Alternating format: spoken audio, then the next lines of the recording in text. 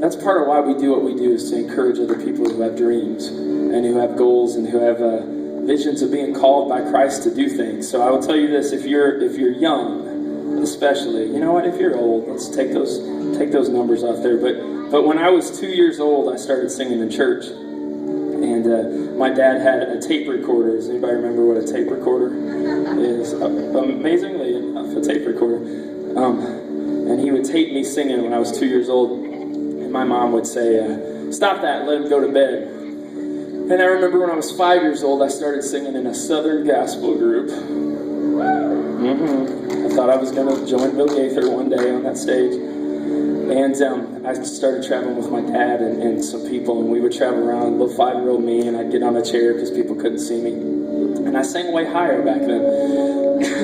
And my dad always encouraged me to sing, and he was like, "Son, God gave you a gift, and if you don't use it for him, he's going to take it away." But I always knew, even at the age of 5, I was going to do something with music. Now, I didn't know it would be this. I had no idea it would be this, to be honest with you. Again, I thought I would join the Gaither Vocal Band or the Cathedral Quartet. For any of you who remember the Cathedral Quartet, you're like, you're so not cool anymore. So, hey, so if it wasn't for Southern Gospel, I wouldn't be able to sing, so be careful. But I always felt a calling in my heart, and it was always real to me. So whoever you are out there, if you feel that calling in your heart, don't let people discourage you, because they will. Sometimes even Christians will. Dare I say that? But if God really wants you to do something, no matter what age you are, young, old, it doesn't matter, follow after it. And the more we started doing this, the more I started realizing I like to write music and I like to write songs. And so I'll be real honest, in the beginning I was really not good at it at all. And WIBI, they were some of the people who told me I wasn't good at it. In a nice way, in a really nice way.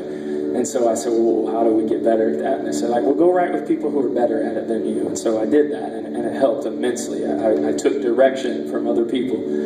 And so the thing I started finding out when you wrote songs is they meant so much more when it was a personal experience. And it seemed like words were easier to write when you had went through it, or you were dealing with it inside of you.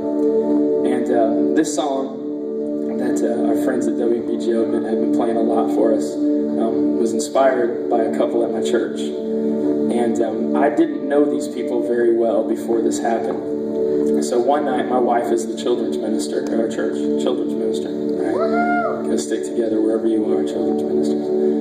And she said, we got to go to the hospital because this couple has just had their second child, and we give them like a welcome to church gift. And so I would love to tell you that evening, I was like, yeah, let's go do it.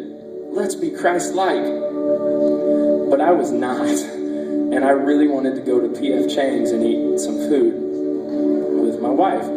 So I was like, honey, I don't even know these people. Why am I going? And she's like, because that's what we do as a couple. So I went, and I had a horrible attitude, and smartphones, I played on my smartphone all the time. So we got there, and I saw the baby, and men, wherever you are, like when we see a baby, it's kind of like, hey, a baby.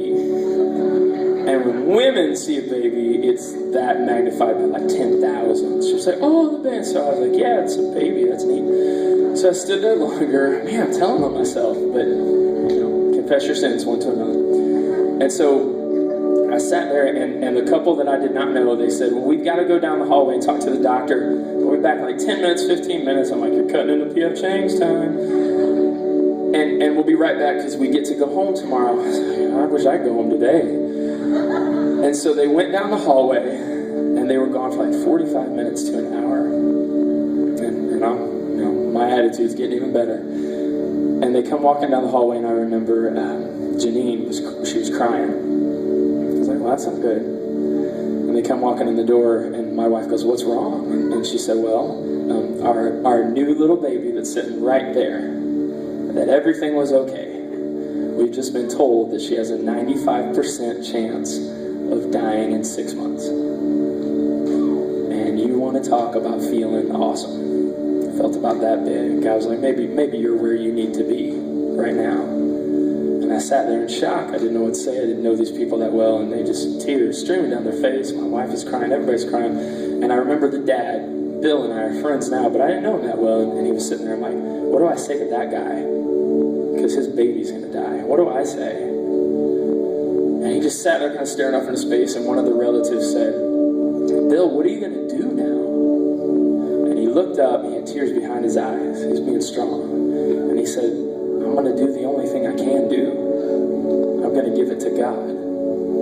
And he said it in such a well, duh, way, that at that moment I was like, man, duh, I'm going to give it to God. What else can I do? I can't heal that child, but God can. And I sat there and we kept talking, and the mom kept going, 95%, 95%, 95%. And I said, I don't know what's going to happen. But I said, I do know that we serve a God who's bigger than a number.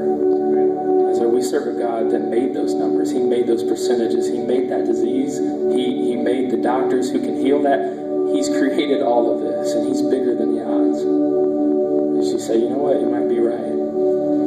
And so I wish that as I tell the story, the end of it was baby Corey was miraculously healed, and she overcame that. But baby Corey died in 2 months instead of 6. And when I tell the story to a lot of people, they're like, why are you telling us this? And I'm telling you this because that family that went through that tragedy is still in church. They still know that God is in charge. They still know that God has a plan for their life, that God had a plan for their baby that lasted for 2 months. And they want me to tell their story to you, that God is bigger than anything you might face. He already knows the end result, and he can get you through it. The other night, Bill and I were talking, and I said, hey man, we're playing your song, and a lot of people really, really like it. And he said, that's awesome. He said, and you know what? He said, my dad and my brother and another family member are in church today because my baby died. I was like, whoa. And he said, if that was the reason that God had my child on this earth for 2 months, he said, glory be to God. So this is baby Corey's song. This might be your song. But God is in control. God is in charge. And God is bigger than the odds.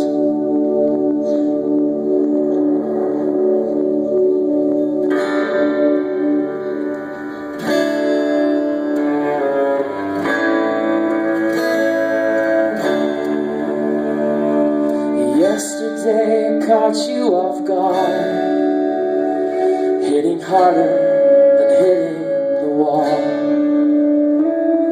The words that you don't want to hear left you crippled, facing your fear.